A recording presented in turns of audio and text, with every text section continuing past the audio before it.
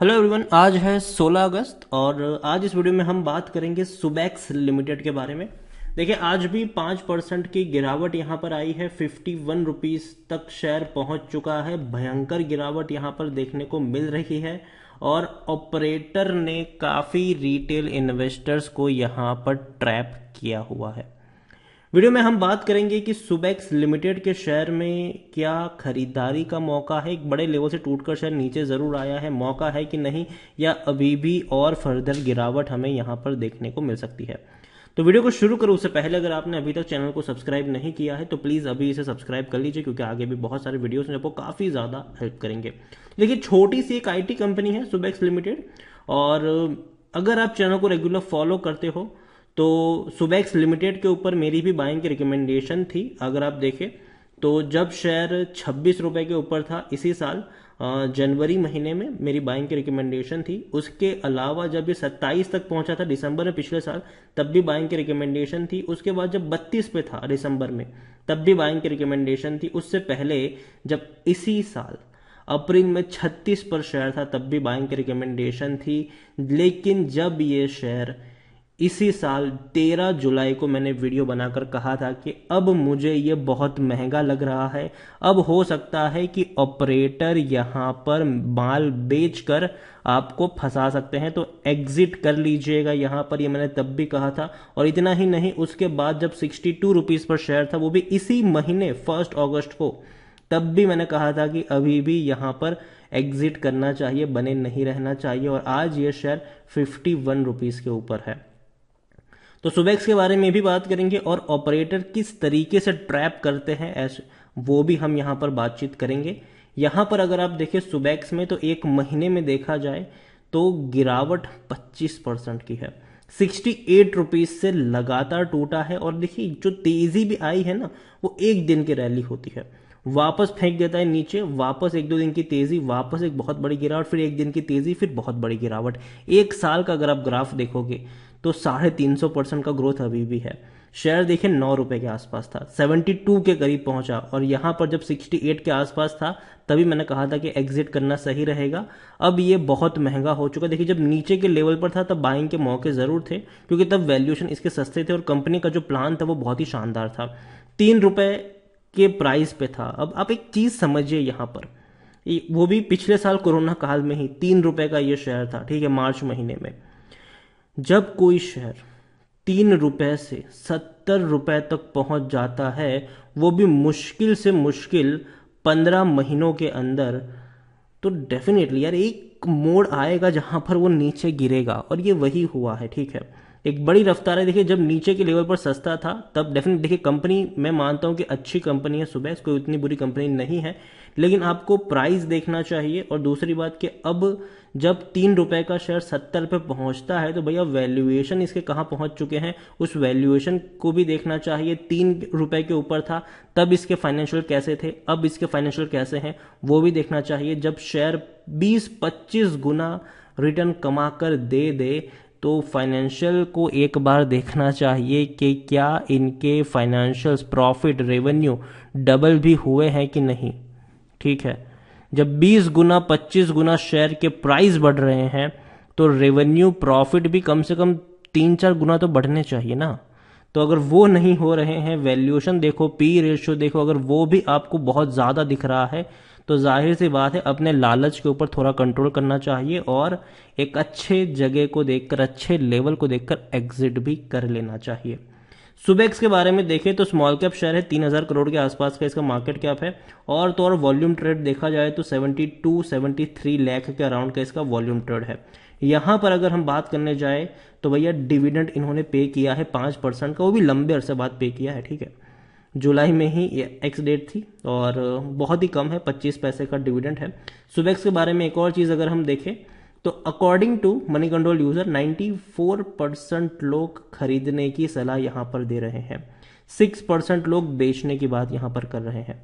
और आप देख सकते हैं कि यहां पर खरीदारी हुई है, साथ साथ थोड़ी सी बिकवाली भी हुई है, और वो हुआ है इस सॉप प्रोग्राम के थ्रू। कंपनी के ही एम्प्लॉयज जो खरीदते हैं तो 81,000 शेयर खरीदे गए हैं भैया कंपनी के एम्प्लॉयज़ के द्वारा, 12 अगस्त को खरीदे गए हैं।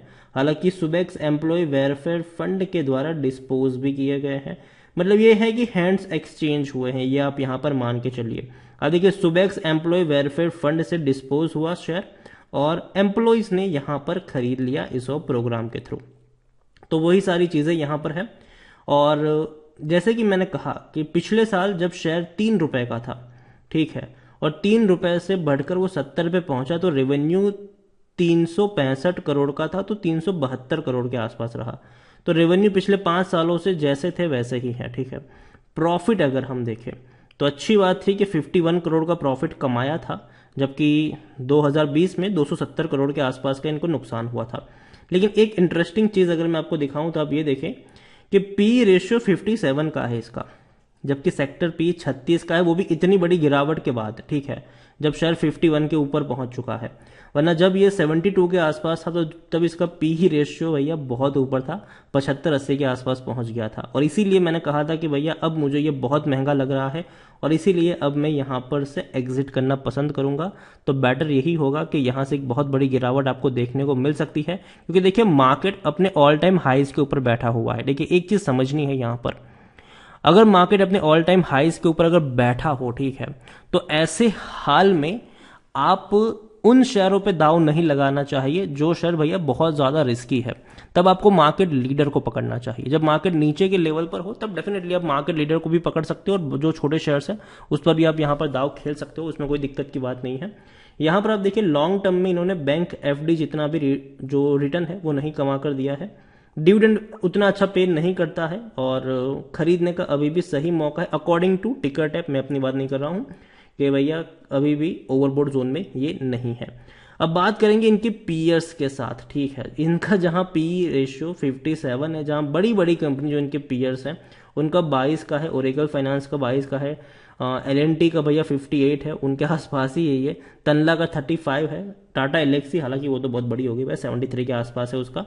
यहां पर आप शेयर होल्डिंग पैटर्न देखो तो आप गेम समझ जाओगे पूरा का पूरा। अब आप देखिए यहाँ पर शेयर होल्डिंग पैटर्न में क्या गेम हुआ है। प्रमोटर के पास अभी जो लेटेस्ट पैटर्न है उसके अकॉर्डिंग प्रमोटर के पास कुछ भी नहीं है, म्यूचुअल फंड के पास कुछ भी नहीं है, डोमेस्टिक इंस्टीट्यूशन के पास 0.02% की होल्डिंग है और 0.17% की होल्डिंग FIs के पास है, ठीक है, मतलब फॉरेन वालों के पास है। बाकी की 99.81% की होल्डिंग भैया किनके पास है, रिटेल और अदर पार्टीज के पास, जिनमें से 42.49% की एक बहुत बड़ी होल्डिंग जो है वो रिटेल इन्वेस्टर मतलब आप और हमारे जैसे जो छोटे इन्वेस्टर्स हैं उनके पास है। 57.32% की होल्डिंग अदर पार्टीज के पास है, जिनको आप कह सकते हैं कि हाँ बड़े इन्वेस्टर्स भी है ये और कुछ इनमें से बड़े ऑपरेटर भी यहाँ पर होते हैं। अब मार्च की मैं बात करूं तो मार्च में रिटेल वालों के पास 33% की होल्डिंग थी, ठीक है। अदर पार्टीज थी भैया 66.45% के आसपास। तो अदर पार्टीज जैसे कि मैंने कहा कि उनमें से कई बड़ी पार्टीज होती है और कुछ भैया बड़े ऑपरेटर्स होते हैं। तो क्या किया, ऑपरेटर्स ने अपनी हिस्सेदारी को बेचा और वो हिस्सेदारी को खरीदा भैया रिटेल ने। 33% की होल्डिंग पहले रिटेल के पास थी, वो हो गई भैया 42-43% के आसपास। मतलब भैया इनको बेचा गया माल यहाँ पर। दिसंबर में थोड़ा और पीछे चलते हैं तो रिटेल वालों के पास 32% की होल्डिंग थी। सितंबर में अगर चले तो भैया रिटेल वालों के पास 22% की होल्डिंग थी। बहुत दूर की बात नहीं है, 22% की होल्डिंग रिटेल वालों के पास थी भैया सितंबर 2020 तक, ठीक है, पूरा एक साल भी नहीं है ये, ठीक है। 22% की होल्डिंग भैया पहुंच गई 42-43, डबल हो गई। मतलब ये है कि इनको माल चिपकाया यार यहाँ पर रिटेल वालों के पास। और देखिए ऑपरेटर काम कैसे करते हैं, न्यूज़ इम्प्लांट करते हैं, उसके बाद भैया एक हवा पैदा होता है शेयर्स का कि अच्छा ये तो भैया अगला मल्टी बैगर बनेगा। 3 रुपए का शेयर जब कोई देखता है 30 पे आ गया, 35 पे आ गया, 40 पे आ गया, तो वो ये मानते हैं कि अब ये 100 तक जाएगा, 200 तक जाएगा। हमेशा कोई भी अगर आप पैनी स्टॉक चुनते हैं, जब आप देखते हैं कि कोई शेयर ऑलरेडी 2 गुना हो चुका है, 10 गुना हो चुका है, तो हमेशा उसके फंडामेंटल्स को चेक करिए कि भैया अभी तो चलो ये 2 गुना 3 गुना हो चुका है, लेकिन उसके सामने क्या शेयर होल्डिंग पैटर्न है, कौन खरीद रहा है, यहाँ पर किसको माल चिपकाया जा रहा है। दूसरी बात यहाँ पर ये आप ऑब्जर्व करिए कि इसका पी रेशियो कितना है। सेक्टर पी से कितना ज़्यादा है। अगर बहुत ज़्यादा हो गया तो भैया याद रखें, जब मार्केट टूटेगा तो जहां बाकी शेयर्स आपको 2-3% की गिरावट लेकर बैठते हुए नजर आएंगे, वहां ऐसे शेयर जो ऑलरेडी काफ़ी ज़्यादा हाई पी के ऊपर ट्रेड कर रहे हैं, जिनमें काफ़ी ज़्यादा हवा भरी है, बबल भरी है, वो आपको कम से कम 5-10% की गिरावट लेते हुए नजर आएंगे। तो ऐसे में हमेशा जब भी आप कोई शेयर खरीदो तो एक लालच जो ग्रीड होती है उस पर थोड़ा सा काबू रखो, ठीक है। कि आपको देखते हो कि भैया बहुत महंगा हो चुका है, तो ऊपर के लेवल पर कभी भी नहीं बाइंग करनी चाहिए, कभी भी। और अभी भी लोग यहां पर बाई कर रहे हैं 51 पर, अभी भी लोग बाई कर चल रहे हैं। और इवन मैं सरप्राइज हूं कि भैया यहां पर आपको 94% लोग खरीदने की सलाह भी दे रहे हैं। देखो, खरीद सकते हो, ठीक है, और डेफिनेटली मौका बनेगा यहां पर नीचे के लेवल पर बॉटम फिशिंग करने का, लेकिन पहले ये गिरावट रुकनी चाहिए। मैं हमेशा कहता हूं कि जब फ्री फॉल आता है तब कभी भी शक्तिमान बन के बीच में कूदने की जरूरत नहीं है। सबसे पहले ये जो गिरावट है वो रुकनी चाहिए, कहीं ना कहीं एक सपोर्ट बनना चाहिए, कहीं ना कहीं एक प्राइस रेंज पर इसको लंबा वक्त बिताना चाहिए, उसके बाद आप यहां पर कोई रिस्क या जोखिम उठा सकते हो। क्योंकि देखिए होगा क्या कि देखो यहां पर एक दिन की तेजी आएगी, अब लोग सोचते हैं कि चलो ये गिरावट है वो खत्म हो गई, अब यहां से ये वी शेप रिकवरी दिखा देगा, लेकिन टूटता ये नीचे है। फिर एक दिन की तेजी आती है, लोगों को लगता है कि अच्छा ये वापस उछलेगा, उससे ज्यादा टूट जाता है ये। एक दिन की तेजी दिखाएगा, उससे ज्यादा टूट जाएगा ये। तो पहले देखो, सबसे पहले हमेशा याद रखो, जब एकदम से फ्री फॉल आता है तो 1-2 दिन की तेजी पर कभी भरोसा नहीं करना चाहिए, ठीक है। अगर आप भरोसा करोगे, ये मान के चलोगे अच्छा आज तेजी आई है, कल भी तेजी यहां पर आएगी, तो याद रखिए फंस जाओगे उस लेवल के ऊपर। पहले इसको एक बेस बनाने दो, एक सपोर्ट बनाने दो, उसके बाद आप यहां पर कुछ रिस्क या जोखिम लो। अभी के लिए मुझे लगता है कि सुबेक्स अभी भी मुझे जो वैल्यूशन नजर आती है वो महंगी नजर आती है, और अभी भी अगर हम देखें तो भैया माल रिटेल वालों को चिपकाया जा रहा है।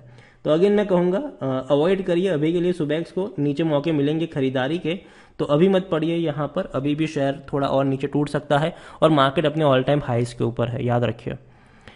जब टूटेगा तो ऐसे शेयर्स पर और ज़्यादा असर पड़ेगा। तो यही कहूँगा, अभी के लिए ज़्यादा लालच मत करिए, और अवॉइड करेंगे तो फायदे में रहेंगे। नीचे काफ़ी ज़्यादा बॉटम फिशिंग के मौके मिलेंगे, लेकिन पहले इसका स्टेबल होना ज़रूरी है। अभी से एकदम से यहाँ पर कूदने की ज़रूरत नहीं है। वीडियो को यहीं पे एंड करूँगा।